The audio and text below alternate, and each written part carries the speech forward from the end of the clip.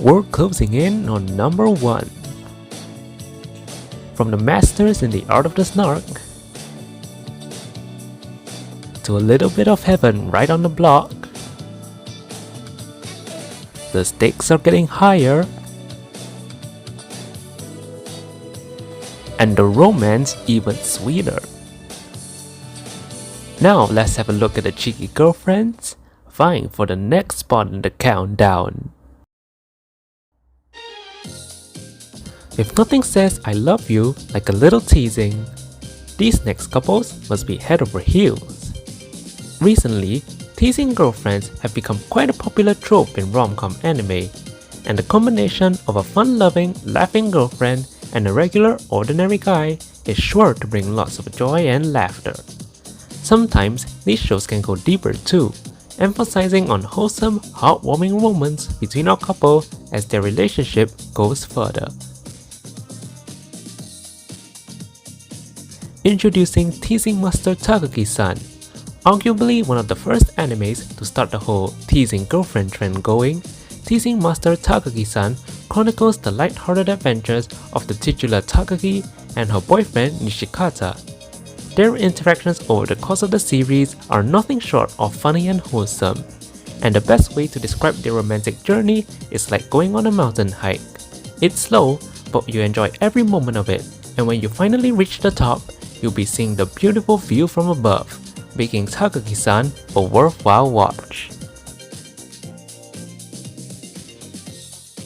Then there's Uzaki-chan Wants to Hang Out. If you're not feeling jealous because of her oversized jugs, you'll realize that this series, like Takagi-san, is a relatively wholesome slice of life show. Uzaki's and Sakurai's antics throughout the show's runtime are sure to provide plenty of laughs and turn those frowns upside down. Combined with the wild and wacky cast of side characters and occasional emotional moments, it's clear that Uzaki-chan Wants to Hang Out is a feel-good show that leaves you hungry for more. But for a teasing girlfriend worthy of gold, here's number 8. Naoto Hachioji, otherwise known as Senpai, is your typical high school quiet kid. Withdrawn from others and by himself most of the time, he indulges himself in the world of art, which is where he feels the most relaxed. But the peace and tranquility of his quiet life is quickly shattered by an energetic high school freshman girl by the name of Hayase Nagatoro. Taking an interest in Senpai's art, Nagatoro starts to hang out with him more, bullying, teasing, and flirting with him every chance she gets. Naturally, you know what happens when a boy and a girl spend a long time together. Don't Toy With Me, Miss Nagatoro is a really enjoyable rom-com when you get down to it. Sure, the start of the story, where Nagatoro reveals her bullying tendencies to Senpai, is a tough hurdle to overcome for several people. But as the series progresses, you realize that Nagatoro's constant teasing is only her way of showing affection, and maybe a way to get a normally timid senpai to stand up for himself. As such, character development is king in this series. As Nagatoro and Senpai's relationship slowly starts to deepen, we get to understand a lot more behind the scenes of their interactions, and as such, this anime provides several relatable emotional moments beneath the cheeky, funny teasing on the surface. Furthermore, the side characters, if you do happen to pay attention to them, are just as enjoyable as the main two. But beyond their own character traits, their wholesome interactions with Nagatoro and Senpai gives off a feel-good vibe to the audience and a more relatable and genuine dimension to the narrative.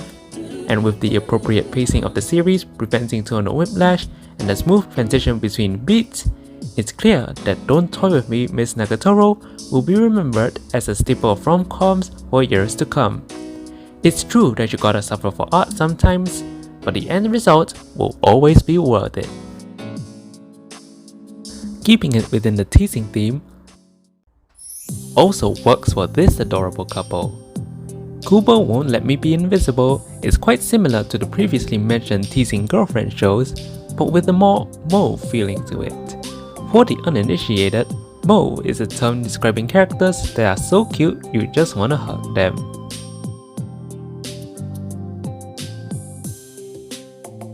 Junta and Kubo's daily get-togethers are nothing short of sweet, and to see Junta slowly get out of his shell and interact with people, make friends, grow in self-confidence, and ultimately become the main character of his own story is sure to leave you feeling immensely satisfied.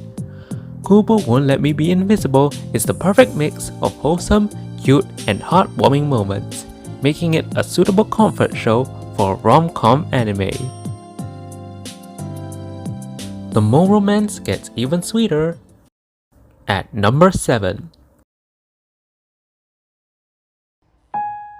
If you are ever looking for a character in a rom-com anime that fully embodies our edgy phase in middle school, look no further than Kyoto Ishikawa. A social outcast and having a weird fascination with murders, Kyotaro sees himself as a disturbed person, a murderous edgelord if you will. When Kyotaro meets his fellow classmate Anna Yamada in the school's library, his life starts to change in ways beyond his comprehension. The Dangers in My Heart is a heartwarming romance series that is stellar in many ways. For starters, since our leads here are middle schoolers, the anime deals with the characters and their feelings very delicately, portraying them as still developing kids who are still exploring the world around them.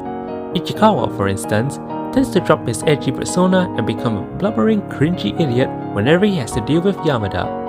Yamada herself is strange in her own ways, such as trying to get attention from shoppers at a bookstore.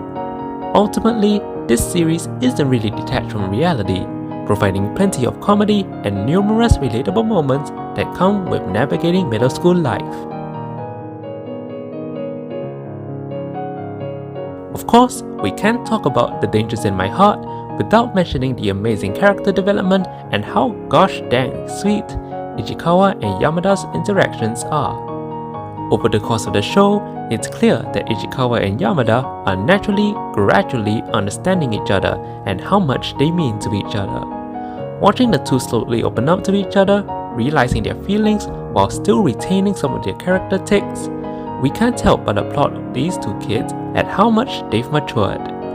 Overall, The Dangers in My Heart is a rom-com series that you'll enjoy so much that maybe the real danger in your heart is the increased blood sugar level from consuming the sweetness of this anime. But if an adorable get mode couple isn't your thing, then you'll love the mystery in the air surrounding number 6. Now here's something you don't see every day. A teenage girl in a bunny costume trying to get people's attention in the library. And why don't you see it every day? That's because Mai here is suffering from something known as adolescence syndrome, a strange phenomenon that in her case makes her invisible to everyone but a boy named Sakura, who is no stranger to this phenomenon.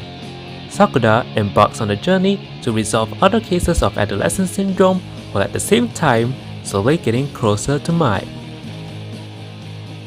The Seishun Butai Yaro or Rascal Does Not Dream series is, to put it simply, a perfect harmony of funny, heartwarming, and emotional moments.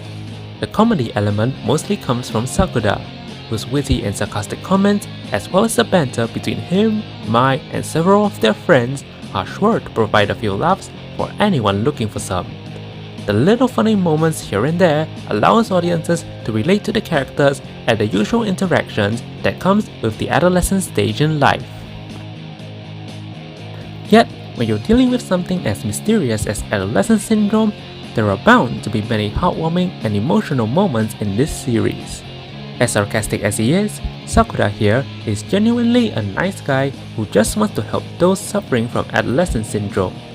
The connections formed between Sakura, Mai, and the various other girls are characterized by feelings of sincerity, trust, and goodwill that rises above any of the supernatural elements, showing the importance of having empathy and being understanding as the groundwork for any relationship to work out in life. Lastly, let's not forget about the various emotional scenes in this series. While I won't spoil any major events, it's clear that the girls Sakura deals with are suffering from their own personal traumas, ranging from societal pressure to the fear of being forgotten. We as the audience can't help but feel sorry for these girls after everything they've been through in life, which is what makes Sakura all the more admirable as a protagonist as he seeks to resolve all of their issues no matter what it takes. In the end, Rascal Does Not Dream is a thoroughly entertaining, thought-provoking series that deals with teenage issues, leaving a lasting impression on viewers who would definitely appreciate the well-written storylines, profound character dynamics, and most importantly, the chat energy oozing from Sakura.